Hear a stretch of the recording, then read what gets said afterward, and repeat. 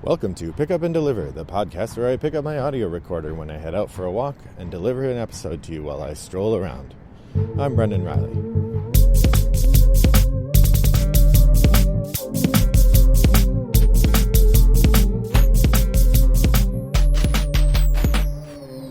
Well, good morning, listeners. It is Friday, April 3rd, and I am out for my daily leg stretching anti-quarantine experience. I am coming to you from suburban Chicago, where the weather is pretty nice. I put on a stocking cap to keep a little warm, but there's no need for a jacket, and the weather's pretty nice. So it's a pleasant day to go out for a walk. Before I get into the episode today, I did want to remind you, my buddy Rob and I are doing a silly board game bracket called Game Fight Show March Mayhem 2020, and today represents the last day of round one, the final day in which we are having two matchups on the same day, and the final day in which the original 32 games are whittled down to 16. The next round we're going to have 8 games, and we'll start on Monday with one game per day, or one matchup per day. If you're not listening, please do. It's kind of a goofy bit of fun. And if you're not voting on Twitter, please do that too. There's not many people, so your vote really counts. And let other people know about it as well. So, okay. Enough of self-promotion there. So, today's subject, shooting from the hip, triple shot. If you are new to the podcast, I don't tend to do straight-up reviews. I tend to talk about games from a variety of different perspectives. And one of the things I do that sort of subs in for a what have you been playing sequence is a thing I call shooting from the hip, which is where I take a game that I've played for the first or maybe first and second time recently, and I talk about my experience with the game and my first impressions of it. I fully acknowledge this is a quick reaction, not a careful studied discussion, hence shooting from the hip. I've often found, though, that shooting from the hip does not sustain a full podcast, so I will usually do 2 or 3 games at a time, hence double take or triple shot. So, shooting from the hip, triple shot today. We're going to talk about 2 games and an expansion. The first game I want to talk about is Paper Tales. Paper Tales I picked up used from my local board game store. They actually delivered it to the house because you can't actually go to the store anymore. So they have a delivery service, which is nice. And I gave it a try, mostly on recommendation from So Very Wrong About Games. The host Mark Bigney, especially Mike Bigney, regularly. Wait, Mark Bigney, Mike Walker, Mark Bigney. The host Mark regularly reflects on Paper Tales as the epitome or a high water mark in terms of design of drafting games. That he talks about Paper Tales as a really good drafting game. And I have to say, I totally get what he's saying. So, Paper Tales, the theme is inconsequential. You are running a country or something, and over the course of 4 rounds, you are establishing the legend of your country. Whatever. The theme is pretty not there. It just becomes an excuse for the play. But the play is actually pretty interesting. Like I said, it's a drafting game. You get a hand of 5 cards, you pick one, pass the hand to the next person, get a hand of cards from another person, pick one, pass the hand, and so on. So you get 5 cards altogether, and you can put 4 of those into play and 1 in storage. However, you have to pay for each card you put in play. So you only start the game with 3 gold, and most of the cards cost between 0 and 4 or 5 gold. So most of the cards are 0 or 1 gold. Some of them are 2. Some of the better ones are 3 or 4. There's one that's 9. So early on, you have very limited cards you can put into play. Our first game of it, and the only game I've played so far, I only put 3 cards into play, or maybe 2. No, 3 in my first round, because I got a 0. But anyway, so you're going to put them into play, and you put them into play in a grid of 4. You have 2 cards sort of in a square of 4. 2 cards in front, and that's your military line, and 2 cards in back. Now, each card has a number of different things on it. It has a power that it activates. It has a military strength and a couple other things. The military strength only applies if the card is in that front line that I just mentioned. If the card is not in the front line, it doesn't count for your military score. Then after you put the cards out, then you're going to compare your military score to your opponent's, and you get 3 points for each opponent that you tie or beat. And this ends up being a significant portion of the game. There are 4 rounds, which means that there are 6 points per round. There's 24 points available in the military part of the game. And in our end game, the winner had 39 points, and the loser, that was me, had 37 points and 19 points. So getting those 24 points that are available to you during the military sequence is pretty important. Then after you compare your military scores, then you can build buildings. And the buildings are relatively cheap to build at the beginning, and they get more complicated as they go along. So, what makes Paper Tales interesting? One, it is very compact. As a game, it has a really interesting... It could just be a deck of cards. It doesn't really need the other things. Or it could be a much smaller box, something like a Matai-sized box. But it's in a slightly larger box, I imagine, so they can charge a bit more. It's an intricate, really well-crafted game in which there's lots of different interactions between the cards. So the choices you make about which cards to draft and when play a big role in how you're going to proceed. The cards all do multiple things, or can, and so you're thinking about lots of different things. Honestly, the most interesting part is the limitations that you have. You can only have 4 units in play. And those units age. I forgot to mention that. After each round, they get an aging marker on them. If, when you get to the aging phase, they already have an aging marker, then they die and they leave your board.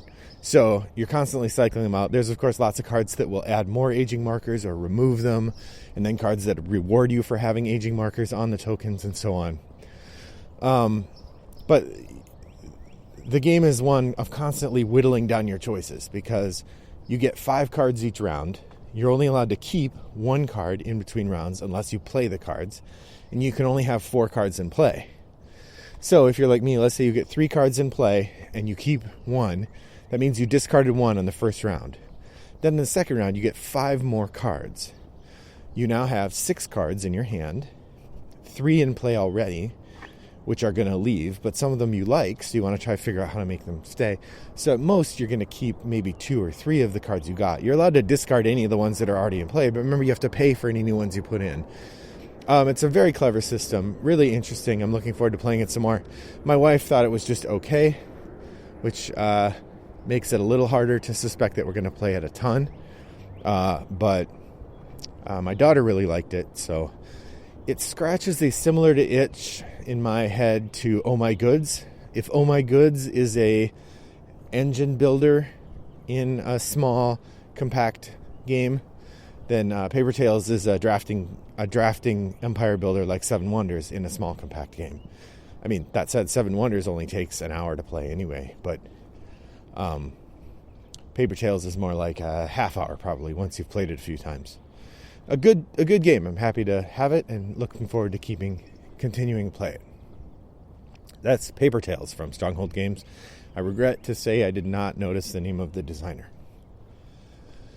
The second game I want to talk about today is Isle of Cats. Isle of Cats is a game I got mostly because we're in quarantine.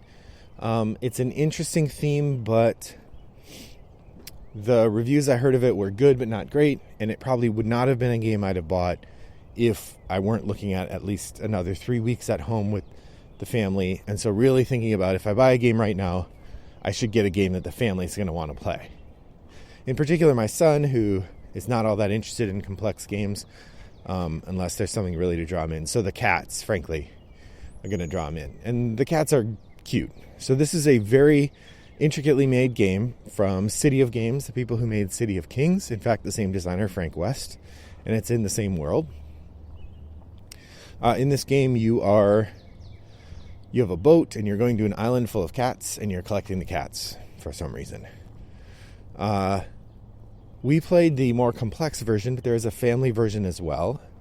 And the family version feels a bit more like Barren Park. Each person gets 2, or seems to, I haven't tried it yet, but from looking at the rules.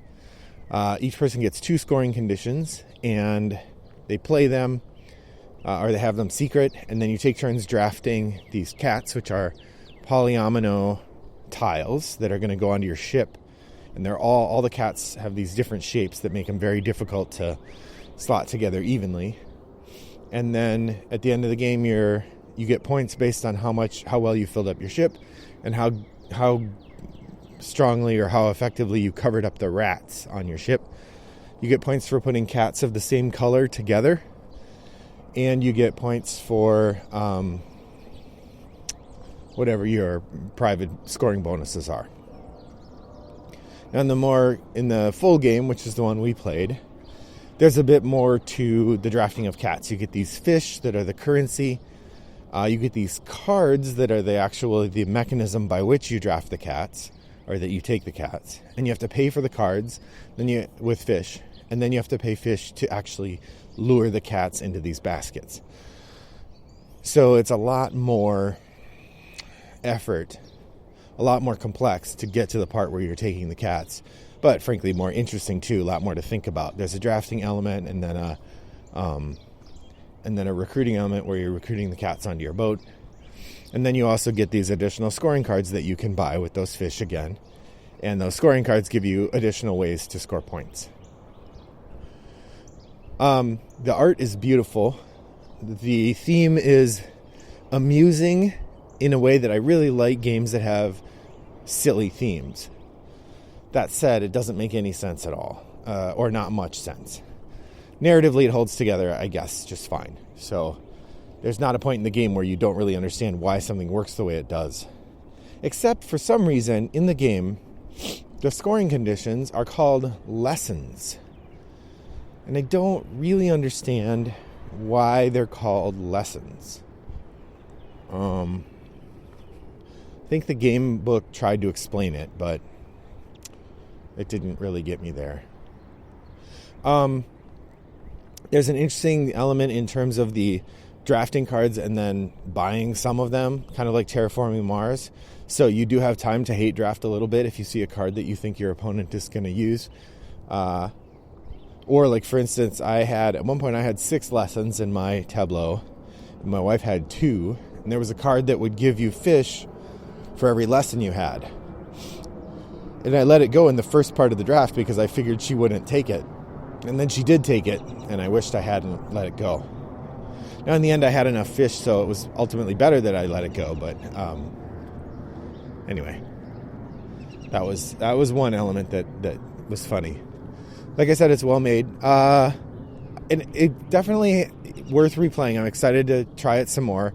My wife liked it. I'm sure my daughter will like it. She'll be very good at it. Although I'm better at polyomino games than she tends to be.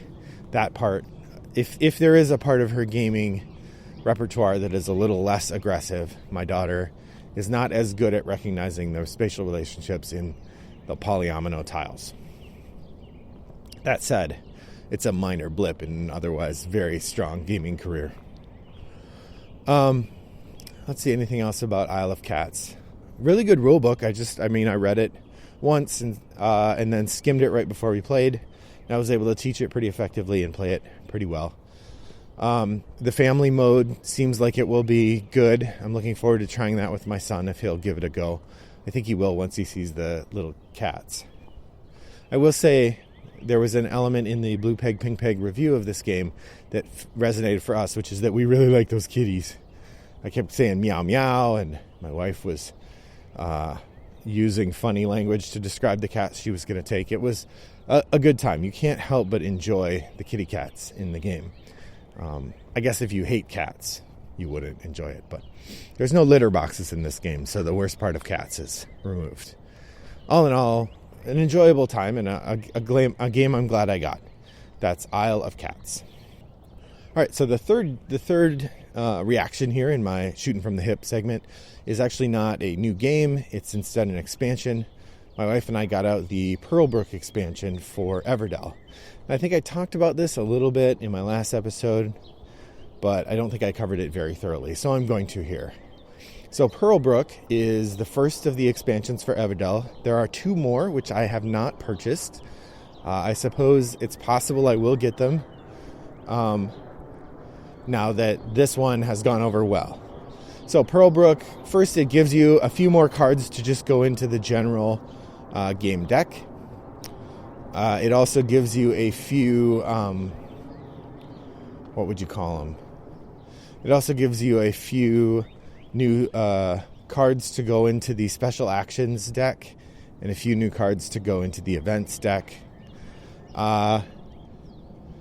I guess I'm sort of assuming you've all played Everdell, which isn't at all a reasonable assumption. So Everdell is a worker placement game in which they place workers, very limited means at the beginning, and then you get more workers as the game goes along. And then you connect those with locations that you build, and the locations will chain together to give more resources, and those will chain together to get more things. It's a game of acceleration in really interesting ways.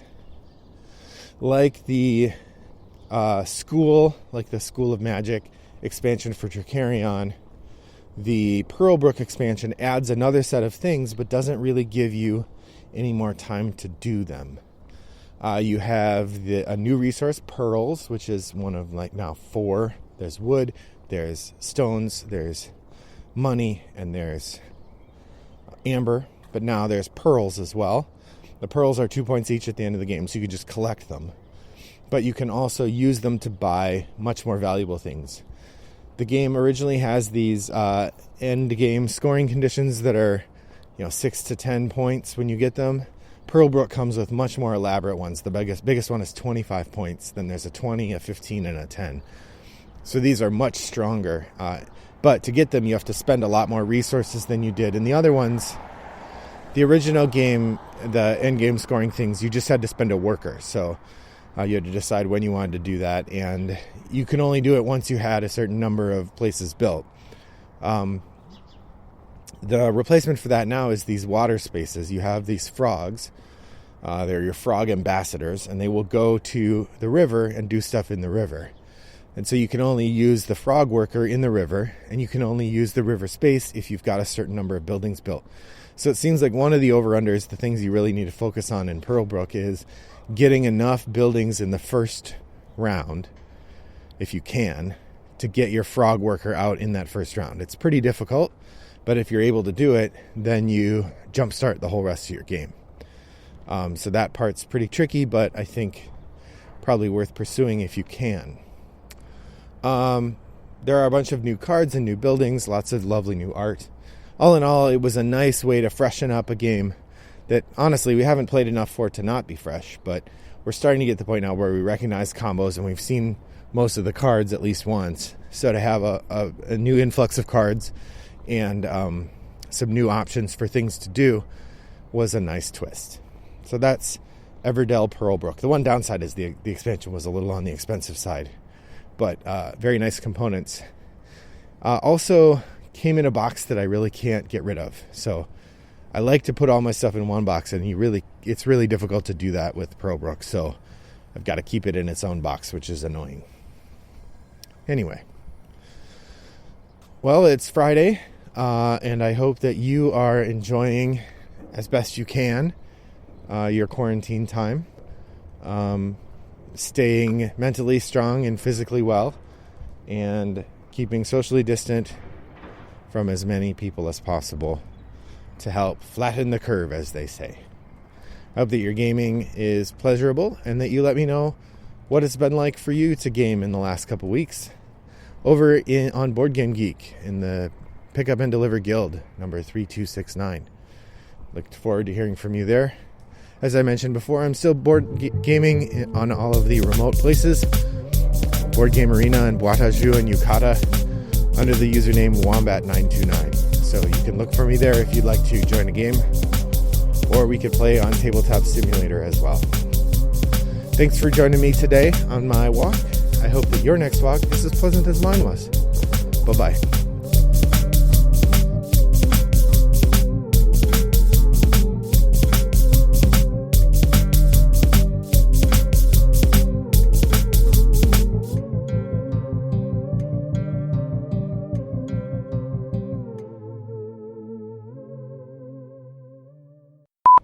segment I do in which I give quick reactions to games that I've played only...